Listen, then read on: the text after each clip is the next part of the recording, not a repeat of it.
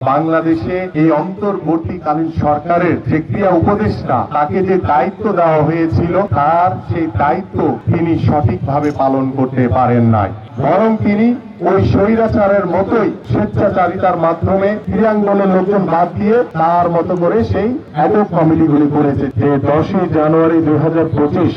আমাদের মাননীয় ভারপ্রাপ্ত চেয়ারম্যান যারা তারেক রহমানের নির্দেশনায় আমরা যে আন্তঃথানা ফুটবল টুর্নামেন্ট 2025 আমাদের 26টি থানাকে নিয়ে আমরা শুরু করেছিলাম। সেই পথ চলা থেকে আজকে প্রায় দীর্ঘ সময় আমরা পার করেছি। আমরা প্রতি সপ্তাহে আমাদের দুটি করে খেলা হয়েছে, যার কারণে আমরা দীর্ঘ সময় ধরে এই খেলাটি 26টি থানায় চলমান রাখতে পেরেছি এবং আজকে দ্বিতীয় সেমিফাইনালে এসে তেজগাঁ এবং হাতিরঝিলের মধ্যকার খেলার মাধ্যমে আমরা ফাইনালিস্ট, সর্বশেষ ফাইনালিস্ট দলকে আমরা পেয়ে যাব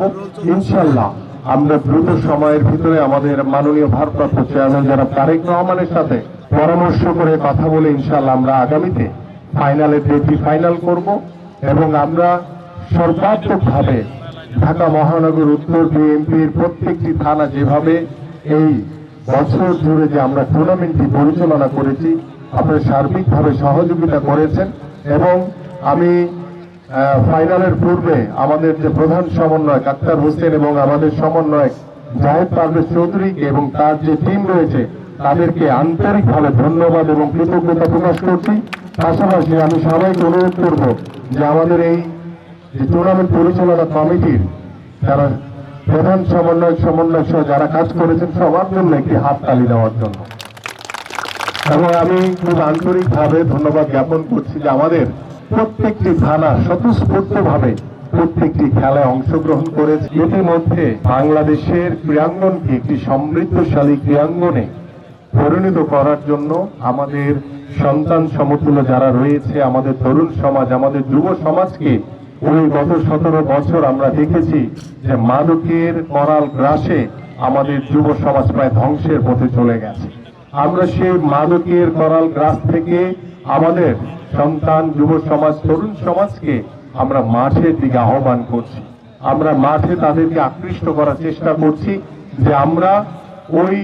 ভবিষ্যৎ প্রজন্মকে আমরা মাঠে আকৃষ্ট করে আমরা একটি সুস্থ পরিবেশের মাধ্যমে একটি সুস্থ জাতি হিসেবে গড়ে তুলতে চাই। আমরা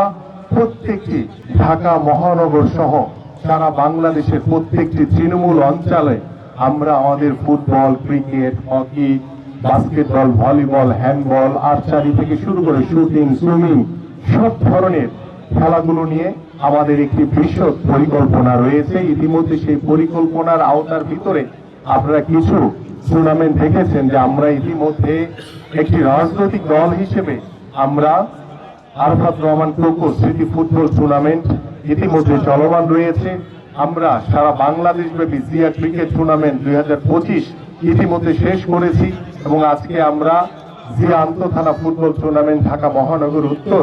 আমরা দ্বিতীয় সেমিফাইনালের পরে খুব শীঘ্রই ফাইনালের মাধ্যমে ইনশাআল্লাহ এই ফুটবল টুর্নামেন্টও শেষ করব। ঠিক একইভাবে আমরা আমাদের বিভাগীয় শহরগুলো, আমাদের জেলা শহরগুলোতে ইতিমধ্যে নির্দেশনা দেওয়া হয়েছে যে আমরা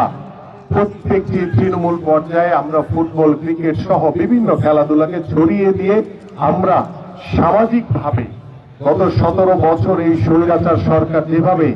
বাংলাদেশের মানুষের উপরে যে প্রভাব বিস্তার করেছে, যেভাবে প্রত্যেকটি রাষ্ট্রীয় যন্ত্রকে দলীয়করণের মাধ্যমে ধ্বংসের পথে নিয়ে গেছে, ঠিক একইভাবে বাংলাদেশের ক্রীড়াঙ্গনেও দলীয়করণ, রাজনৈতিকরণের মাধ্যমে বাংলাদেশের ক্রীড়াঙ্গনকে